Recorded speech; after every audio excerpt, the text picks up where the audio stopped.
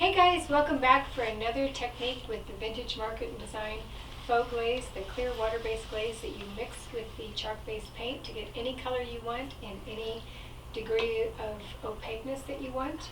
What we're going to do tonight is do a linen. I've got 2 coats of linen on a bare pine sample board here. I didn't have to do the block-it because this does not have any red or orange tannins in it, so I don't have to worry about any colors being pulled up by the chalk or the gesso, and it's just going to stay nice and neutral. And I'm going to make a glaze with espresso, which is one of my favorite dark browns in the line. It doesn't have any red in it. I love all the taupes and grays and browns in this line because they don't go red, they don't go orange, they stay real neutral. So I'm going to do my standard mixture of 75% glaze to 25% chalk-based paint. And that will enable me to have a lot of open time because this glaze is translucent and does not dry too quickly. And by just having a little bit of the paint with the drying agents that are common in paint, it's going to leave it open long enough for me to do a piece of furniture. I would advise with any piece that you do not to do too much at once. For instance, if you're doing an armoire, I would do one side top to bottom and then do the technique, do one door top to bottom, do the next door top to bottom, and then do the other side. Don't try and do the whole thing because no matter what climate you're in, it will dry too quickly and you'll end up with some dry lines and streaks, and you want to have it so that it's all uniform and beautiful. So I'm lucky because I'm just working on a little sample board here, but I'm going to go ahead and cover the whole thing with this glaze mixture of espresso and clear glaze. And just get it uniform so it's everywhere. This color wash is kind of the bread and butter of the faux finishing world. This is used to antique furniture, to show off the details in an ornate mirror or light fixture or chandelier.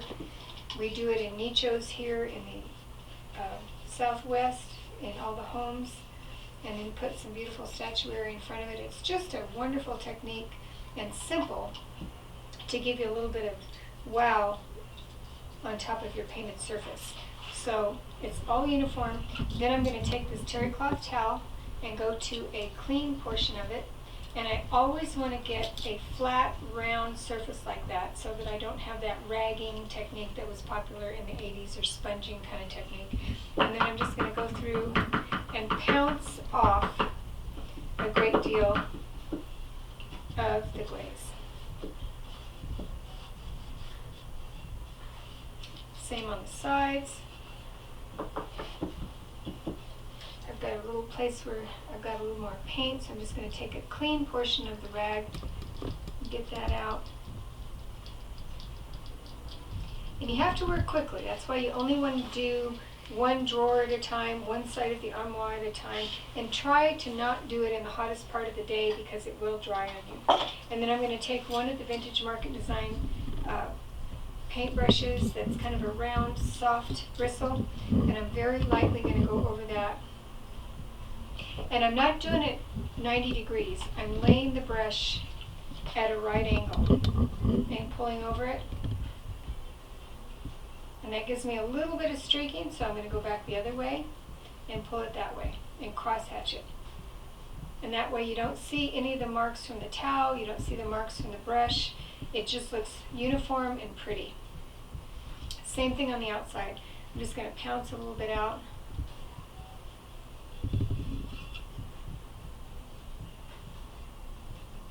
It's like drag it and pounce, drag it and pounce.